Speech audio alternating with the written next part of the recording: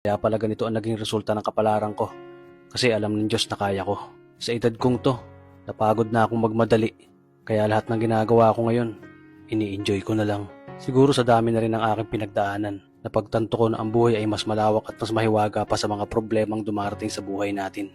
Tumatanda na tayo, baka sa kakahabol natin sa masagana at maayos na buhay, ay hindi na natin nai-enjoy ang buhay. Baka nabubuhay na lang tayo dahil nape-pressure tayo sa sasabihin ng ibang tao.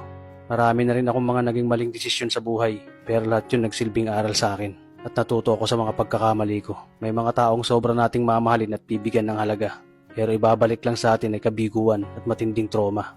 Kaya wag nating lilingunin ng mga taong tulad nila dahil mas payapa kapag hindi ka na interesadong malaman pa kung ano pang balita sa kanila. At wag mong idepende ang sarili mo sa kahit kanino.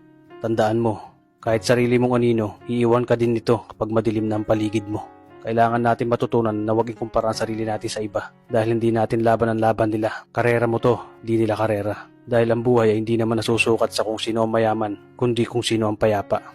Kaya galingan mo lang palagi tol dahil napakaraming tao mapanghusga, dihilahin ka pababa. At lagi mo tong tatandaan na makakatanggap ka lang ng papuri mula sa kanila kapag patay ka na.